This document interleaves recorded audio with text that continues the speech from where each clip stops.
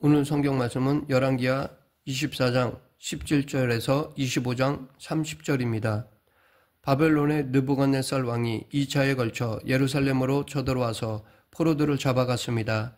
1차 때에 다니엘과 세 친구들이 잡혀가고 2차 때에는 에스겔과 모르드게가 잡혀갔습니다. 이 2차 포로 때 그 당시 왕이던 여호야긴도 잡혀갔습니다. 여호야긴을 잡아가면서 느부갓네살은 자신이 마음대로 조종할 수 있는 꼭두각시 왕을 세우는데 그가 바로 여호야긴의 숙부이며 요시야의 또 다른 아들인 마따니아입니다. 마따니아도 시드기야라는 이름으로 바뀌었습니다. 요시야의 셋째 아들로서 여호야김의 이복 형제이기도 한 시드기야는 남유다를 11년 동안 통치하였습니다.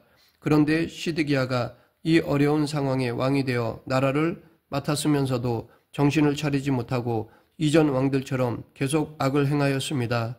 성경에서 악이라고 하면 대부분 우상숭배입니다. 또한 여호야김이 그랬던 것처럼 시드기야도 애굽을 믿고 바벨론에 대적하기로 한 것입니다. 이때 활동한 선지자가 예레미야인데 예레미야가 절대로 그러면 안 된다고 하나님의 무서운 경고를 전했습니다. 그러나 시드기야는 오히려 예레미야를 감옥에 가두어 버렸습니다. 그리고 시드기야는 아무도 모르게 예레미야에게 앞으로 될 일에 대해 물어보는데 그 자세가 마치 점치듯이 물었습니다. 그러나 하나님의 말씀은 늘 같았습니다. 바벨론에 항복하라는 것입니다. 그래서 그는 예레미야의 말을 듣지 않았습니다. 그때 마침 베니게, 에돔, 모압, 암몬 등 주변 나라들이 서로 동맹하여 바벨론에 대항하는 연합 전선을 구축하면서 시드기야에게도 함께하기를 요청해 왔습니다. 시드기야는 즉시 그 요청을 수락하고 애굽 왕에게 바벨론을 물리칠 보병과 기병을 긴급히 요청하였습니다. 이것은 BC 591년에 일어난 일인데 당시 애굽은 삼덕 2세였습니다. 시드기야의 이런 움직임은 즉시 바벨론의 정보망에 걸렸고 느부갓네살은 자신이 세운 꼭두각시 왕인데도 배신하자 격분했습니다.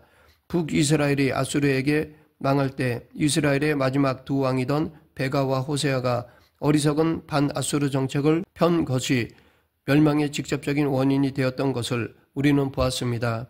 그런데 안타깝게도 남유다 역시 140년 후에 그와 똑같은 길을 갔습니다. 이미 두 차례에 걸친 바벨론 군대의 침략으로 절체절명의 위기에 놓여 있던 유다는 시드기야가 취한 반바벨론 정책으로 인해 3차 침공을 당하게 되었습니다.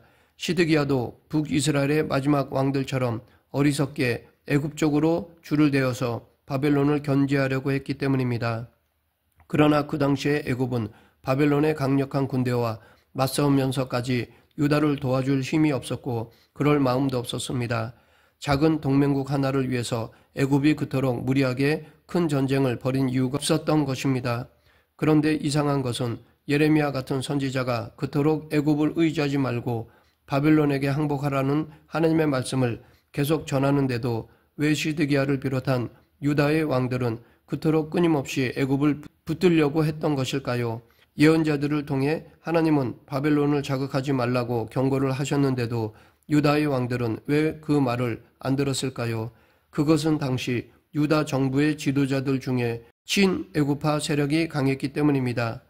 과거 애굽의 공주를 후궁으로 데려오고 첨단 군사 무기와 말을 들여오기 위해서 애굽과 교류하던 솔로몬 시대 때부터 뿌려진 씨앗이 이때까지 400년 동안이나 이어져 오고 있던 것입니다. 하나님께서는 분명히 왕을 세우기 전에 왕이 되는 자는 말과 무기를 많이 의지하지 말고 특히 그러기 위해 애국과 교류하지 말 것을 강조하셨습니다. 그러나 이미 태평성대를 누리던 지혜의 왕 솔로몬부터 그 말씀을 어기고 불순종했습니다.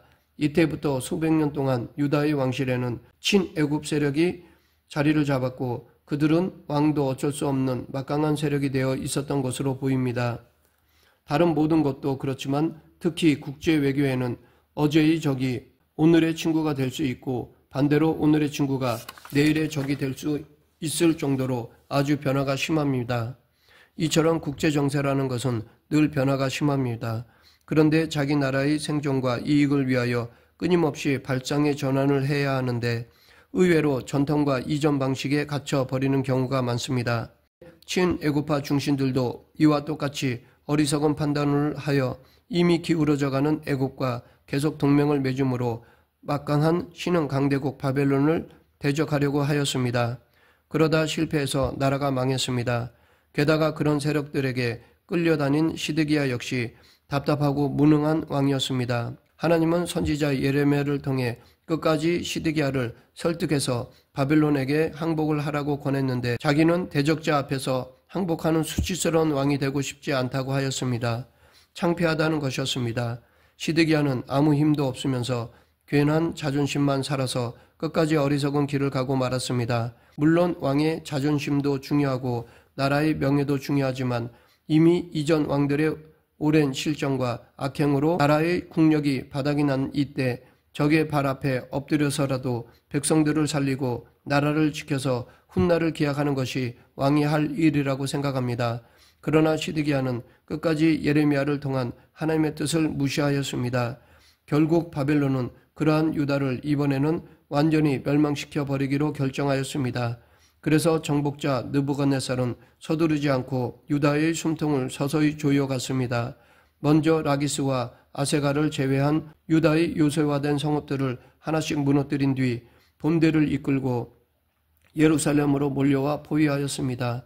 바벨론 대군은 예루살렘 성을 2중 3중으로 포위하고 사방에 토성을 쌓았습니다. 예루살렘은 지형상 성 주변에 또다시 흙으로 성을 쌓아 올리기 힘들기 때문에 바벨론 군대가 쌓은 이 토성은 성 안의 방어군보다 더 높은 위치에서 성을 공격할 수 있도록 만든 일종의 공격용 망루였을 것입니다. 바벨론 군대의 주요 공성 무기로 볼 수 있습니다. 역사에 보면 공성전을 벌인 예가 많이 있습니다. 그런데 공성전은 대부분 너무 오랫동안 함락이 안 되니까 밖에서 공격하는 군대는 악에 바친 상태가 됩니다. 그러다 성이 무너지면 무자비한 학살이 벌어지게 됩니다. 그래서 학살이 대부분 공성전에서 많이 벌어집니다. 시드기야 9년 10월 10일에 포위가 시작되어 11년까지 계속되었으니까 1년 반 이상 예루살렘 성이 포위된 상태에 있었습니다. 그래서 시드기야 제11년인 BC 586년 4월 9일 1년 6개월이 지나면서 예루살렘 백성들은 혹독한 굶주림을 겪게 되었고 결국은 7월에 바벨론 군대에 의해 무너지고 말았습니다. 이때 시드기야의 구원 요청을 받은 애굽의 군대가 유다 남쪽까지 오기는 왔습니다. 그러나 그것을 예상한 느부갓네살이 그쪽에 강한 방어군을 보내어 막자 애굽 군대는 당황하게 되었습니다. 형식적으로 군대를 보내긴 했지만 바벨론 군대의 전력은 애굽이 생각했던 것보다 훨씬 더 막강했습니다. 이에 겁을 집어먹은 애굽군 사령관은 즉시 군대를 철군시켰습니다.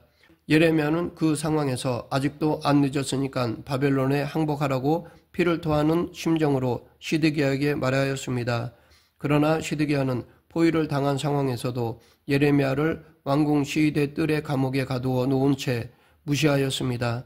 그러는 사이에 심판의 칼날은 점점 더 가까이 다가왔습니다. 보급이 완전히 끊어진 예루살렘 성 안에서 백성들은 굶어 죽어가기 시작하였습니다. 당시 예루살렘 성 안에 있던 예레미야의 기록을 보면 성 안에 식량이 떨어지자 부모들이 자기 자식을 잡아 삶아 먹기까지 하는 처참한 상황이 벌어졌다고 합니다. 이것은 패역한 유다에 대한 하나님의 무서운 진노의 심판이었습니다.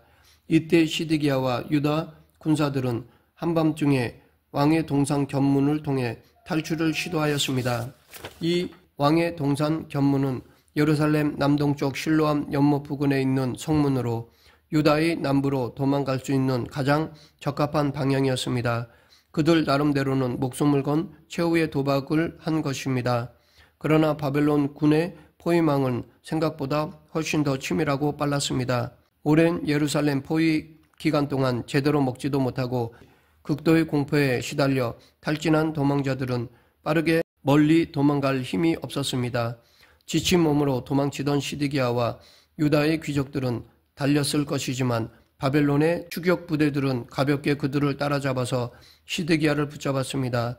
멸망당한 나라의 왕으로 포로가 된 시드기야에게는 잔인한 결과가 기다리고 있었습니다.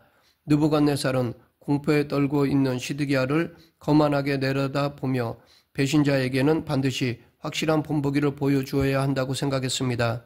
그래서 바벨론 군사들은 시드기야가 보는 앞에서 그의 아들들을 끌고 와서 하나씩 칼로 찔러 죽였습니다. 그리고 그의 눈도 뽑혀졌습니다. 그리고 나서 시드기야는 백성들과 함께 쇠사슬에 묶인 비참한 모습으로 바벨론의 포로로 끌려가 죽었습니다. 예루살렘을 정복한 바벨론 군대는 그때까지도 남아있던 보물들을 모조리 약탈해서 바벨론으로 가져갔습니다. 이미 2차 침공 때 유다의 금은보화들을 모두 가져갔지만 이번에는 금속, 특히 노수로 된 나머지 모든 것까지 다 빼앗아간 것입니다. 바벨론이 예루살렘 성전에서 가져간 노새 양은 헤아릴 수 없을 정도였습니다. 또한 성전과 왕궁과 모든 귀인들의 집까지 다 불태워졌습니다. 예루살렘을 둘러싼 사면 성벽도 완전히 파괴되었습니다. 이제 예루살렘은 완전히 무기력한 죽음의 도시로 변해버렸습니다. 느부갓네살은 바벨론에게 저항하거나 배신하게 되면 이렇게 된다는 본보기를 철저히 보여준 것입니다. 25장 11, 12절과 24장 12절을 보면 유다를 멸망시킨 바벨론 군대는 이미 2차 침공 때 모든 지도자들과 용사들과 장인들과 대장장이들을 모두 다 포로로 잡아갔습니다. 패전국의 유능한 인물들을 다 포로로 잡아가서 부려먹는 것이 바벨론의 정책이었습니다. 이것을 통해 자기들이 필요한 고급 인력을 대량으로 확보함과 동시에 패전국에서 나중에 있을지 모를 반란의 싹을 아예 잘라버리는 일석이조의 효과를 노린 것입니다. 이렇게 엘리트들을 다 포로로 잡아간 바벨론은 비천한 자들만 유다에 남겨두어 살게 만들었습니다. 이들은 몸이 아주 약한 사람들과 경제적인 극빈층들이었습니다. 그야말로 정복자들이 보기에 쓸모가 없고 반란을 일으킬 힘도 없는 무기력한 사람들인데 그런 사람들만 본토에 남겨둔 것입니다. 느부갓네살은 적대 세력을 멸한 후 유화 정책의 일환으로 그 지역 출신 사람을 총독으로 임명하여 점령지를 다스리게 하였습니다. 그달리야도 그런 맥락에서 유다의 총독으로 임명된 유다 사람이었습니다. 그달리야는 남아있는 사람들을 안심시켰고 미스바에 설치된 총독부에 거했는데 얼마 후 반 바벨론 유다인들에게 암살되었습니다. 이 일 때문에 바벨론의 유다인 핍박은 더 잔혹해졌습니다. 그러다 보니까 가난과 핍박에 견디다 못한 많은 수의 유다 사람들이 해외로 이주하기 시작했는데 이때부터 디아스포라 시대가 시작된 것입니다. 특히 많은 유다인들이 애굽으로 돌아가서 거대한 유다인 공동체를 형성하였습니다. 이렇게 하여 400년 역사의 유다 왕국은 역사에서 사라지고 말았습니다. 세월이 흘러서 느부갓네살도 늙어 세상을 떠나고 말았습니다. 그런데 뒤를 이어 그의 아들 에월 무라닥이 바벨론의 왕이 되어서 아주 놀라운 일이 일어났습니다. 바벨론의 2차 예루살렘 침공 때 바벨론의 포로로 잡혀왔던 유다의 19대 왕 여호야긴은 어린 나이에 100일만 다스리다가 포로로 잡혀왔습니다. 그런데 에월 무라닥의 즉위 기념으로 37년 만에 감옥에서 석방된 것입니다. 그리고 무슨 이유에서인지 모르겠지만 그의 지위를 높여주고 평생 일정한 연금을 받게 배려해 주었습니다. 이것은 이스라엘의 회복에 대한 희미한 빛을 보여주는 사건입니다. 오랜 세월이 흐른 뒤 바빌론이 망하고 페르시아가 패권을 잡았을 때 포로로 끌려왔던 유다 백성들이 예루살렘으로 귀환하게 됩니다. 바벨론 포로가 3차에 걸쳐 끌려온 것처럼 예루살렘으로의 귀환도 3차에 걸쳐 하게 됩니다. 그런데 제1차 귀환을 이끈 지도자가 수룹바벨입니다. 솔로몬 성전에 비하면 형편없었지만 수룹바벨의 인도하에 성전을 재건하였습니다. 이 수룹바벨이 바로 여호야긴의 손자입니다. 이것은 하나님의 섭리는 인간의 생각과는 차원이 다르다는 사실을 보여준다고 하겠습니다. 오래전 왕위에서 내려져 바벨론의 포로로 끌려온 당시 여호야긴의 심정이 비참했을 것입니다. 그런데 반대로 생각해보면 만약 그가 유다에 계속 왕으로 남아 있었더라면 어떻게 되었을까요? 시드기야와 그의 아들들이 겪었던 일들을 그대로 겪었을 것이 분명합니다. 친애굽파의 등살에 못 이겨 애굽에 붙을 수밖에 없었을 것이고 유다 왕조는 정말로 씨가 말라버렸을 것입니다. 하지만 여호야긴이 일찌감치 바벨론의 포로로 잡혀왔기에 유다가 멸망당한 뒤에도 그는 생명을 건질 수 있었고 또 그의 자손들이 이어져서 바벨론 포로 생활이 끝난 뒤에 유대인들을 이끌고 귀환할 수 있었던 것입니다.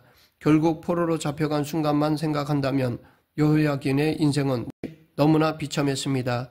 그러나 넓은 시각, 하나님의 시각으로 보면 오히려 그것이 하나님께서 마련해 두신 피난처였던 것입니다. 바벨론으로 끌려온 것이 비참한 것이었는데 정작 하나님의 피난처로 보호를 받은 것이었습니다. 하나님은 계속해서 역사가 흘러가게 인도하고 계셨고 결국은 예수 그리스도를 통한 구원의 역사를 준비하고 계셨던 것입니다. 우리는 현재만 볼 수 있기 때문에 어려운 일이 닥치면 흥분하거나 실망하거나 절망하거나 분하게 여기거나 괴로워합니다. 그러나 과거와 현재와 미래를 한꺼번에 보시며 주관하시는 하나님의 생각은 오히려 우리 시각을 뛰어넘습니다. 그래서 좋은 일이 벌어졌어도 앞으로 어떻게 될지 모르고 안 좋은 일이 있어도 앞으로 어떻게 될지 모르는 것입니다. 말씀을 맺겠습니다. 우리는 일이 잘 풀린다고 교만해서도 안 되겠고 일이 안 풀린다고 해서 결코 절망할 필요가 없습니다. 지금 당장은 고통스럽고 괴로운 일이 일어나고 있다 할지라도 하나님의 사람은 반드시 하나님께서 인도해 주시기 때문입니다. 인간의 계획이 이루어지는 것 같아도 결국은 하나님의 선한 뜻이 이루어집니다. 그러하기에 우리는 매 순간 예수님을 따르며 하나님의 뜻을 실천해야 할 것입니다. 생사화복이 하나님께 있음을 믿고 오직 십자가의 길을 걸어가는 저와 여러분이 되길 간절히 축원합니다. 기도하겠습니다. 생사화복을 주관하시는 하나님 아버지, 하나님의 절대 주권을 늘 기억하며 현상에 얽매이는 것이 아니라 본질을 바라보는 그리스도인이 되게 하여 주시옵소서. 예수님 이름으로 기도드립니다. 아멘.